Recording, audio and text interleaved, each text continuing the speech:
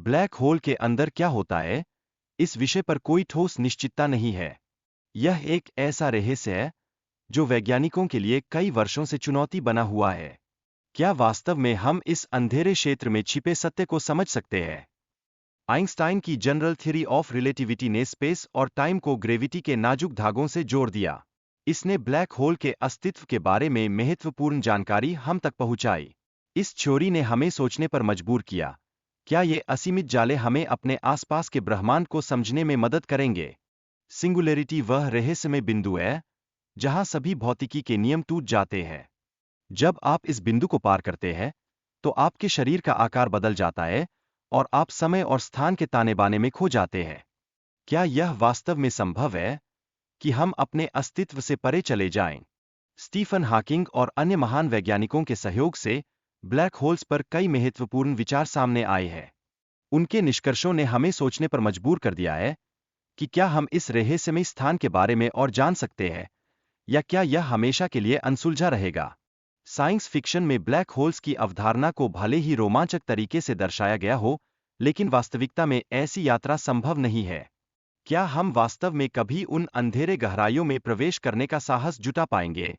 Black holes में जाने के बाद वस्तुएं वापस नहीं लौट सकती, और यह तथ्य हमें सोचने पर मजबूर करता है।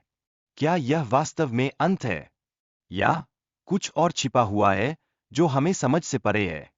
स्टीफन हॉकिंग ने यह बताया कि ब्लैक होल से निकलने वाली हॉकिंग रेडिएशन के कारण ये धीरे धीरे खत्म हो सकते हैं। इस ज्ञान ने 1974 में हमारी धारणा को हिलाकर रख दिया। क्या वास्तव में एक समय ऐसा होगा जब ये रहस्यमय गहरे स्थान अस्तित्व में नहीं रहेंगे? क्वांटम थ्योरी का ये कहना है कि कोई भी जानकारी नष्ट नहीं होती, लेकिन हॉकिंग रेडिएशन का यह सिद्धांत इस विचार के खिलाफ जाता है। क्या यह वास्तव में ब्लैक होल इंफॉर्मेशन पैराडॉक्स की उत्पत्ति कर रहा है? जॉर्जी पुलिन और रुडोल्फ ग्राम ने यह शब्द दिए हैं कि ब्लैक होल की ग्रेविटी बहुत मजबूत है, लेकिन यह जानकारी को नष्ट नहीं करती। क्या यह आशा हमें इस अनसुलझी पहेली के और करीब ला सकती है? ब्लैक होल के भीतर पदार्थ के बारे में कई सिद्धांत मौजूद हैं। क्या यह कहीं और स्थानांतरित हो जाता है? यह विचार हमें ब्लैक होल के फायरवॉल हाइपोथेसिस की ओर ले जाता है। क्या हम कभी जान पाएंगे कि इस क्षेत्र में सच में क्या हो रहा है? क्वांटम मैकेनिक्स के आधार पर कुछ वैज्ञानिकों का यह मानना है कि ब्लैक होल में पदार्थ आग की दीवार से जल जाता है। यह सिद्धांत पदार्थ के अंत के बारे में कई महत्वपूर्ण प्रश्न उठाता है।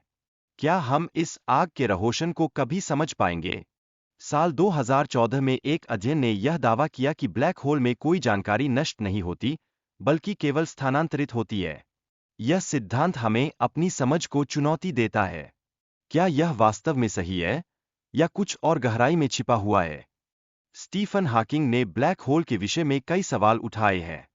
उन्होंने इसके अंदर की जटिल परिस्थितियों को समझने के लिए नए दृष्टिकोण प्रस्तुत किए हैं। क्या ये दृष्टिकोण हमें इसकी पहेली को सुलझाने में मदद करेंगे? ब्लैक होल के अंदर गैस और मेटल के व्यवहार पर भी गंभीर शोध किया जा रहा है।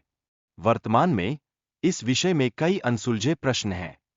क्या हम कभी इन प्रश्नों का उत्तर पाने में सफल होंगे? वैज्ञानिकों को ब्लैक होल के रहस्यों को सुलझाने के लिए काफी मेहनत करनी होगी। यह एक जटिल और चुनौतीपूर्ण समस्या है। क्या हम वाकई इस अंधेरे गहरे तले तक पहुंच सकते हैं, या हमारी समझ हमेशा के लिए अधूरी रहेगी?